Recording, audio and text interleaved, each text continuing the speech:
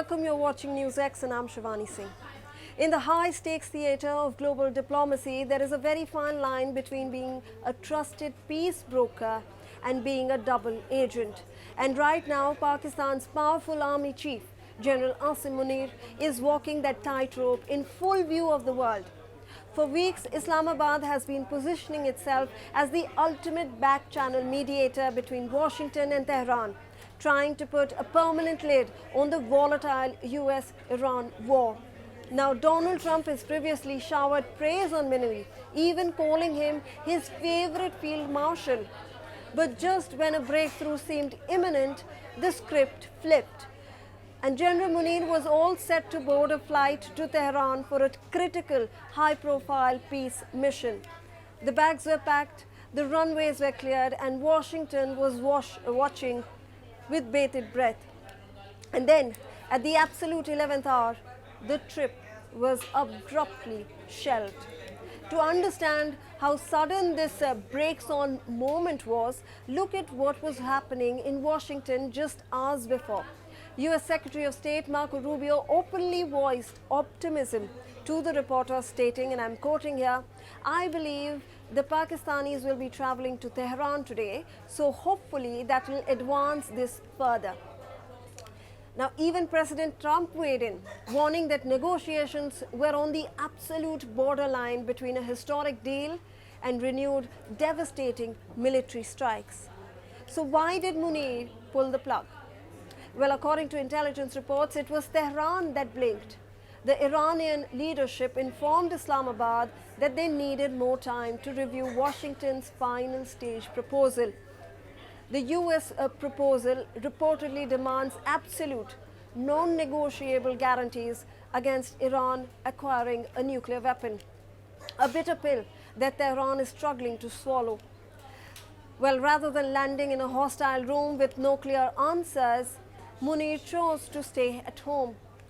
But while the official reason is that Tehran needs more time, a far more explosive narrative is brewing behind the scenes, one that questions Pakistan's true intentions.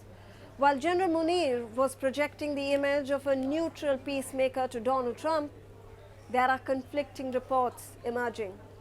It turns out, even as Islamabad was hosting peace talks, Iranian military aircraft were reportedly allowed to park securely on Pakistani airfields. Let that sink in. While the US Navy was enforcing a strict naval blockade in the Gulf and US bombers were locked in on Iranian targets, America's favorite field marshal was allegedly providing safe harbor to the enemy's military assets. This revelation has triggered massive outrage in Washington, with senior US lawmakers now calling for an immediate re-evaluation of Pakistan's mediation role. It seems that it's like the classic Pakistani double game, playing both sides of a conflict for financial and strategic leverage. This has now been exposed once again. So where does all this leave the West Asia crisis? Well, the conditional ceasefire brokered in April is holding by a thread, but the diplomatic trust is completely fractured. Pakistan's Interior Minister Mohsin Naqvi has been sent to Tehran as a lower-level proxy to salvage the talks. But the momentum has clearly shifted. Asim Munir wanted to fly into Tehran as a global statesman, delivering a historic peace deal to the White House.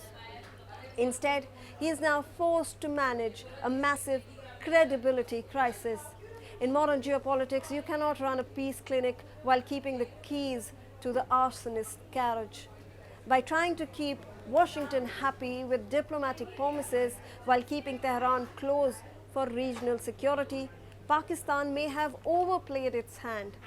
If Trump decides that he has been fooled, the transition from favorite field marshal to target of American sanctions can happen very quickly. That's it from this segment, but keep watching NewsX for more. For more such videos, subscribe to the NewsX YouTube channel, hit the bell icon.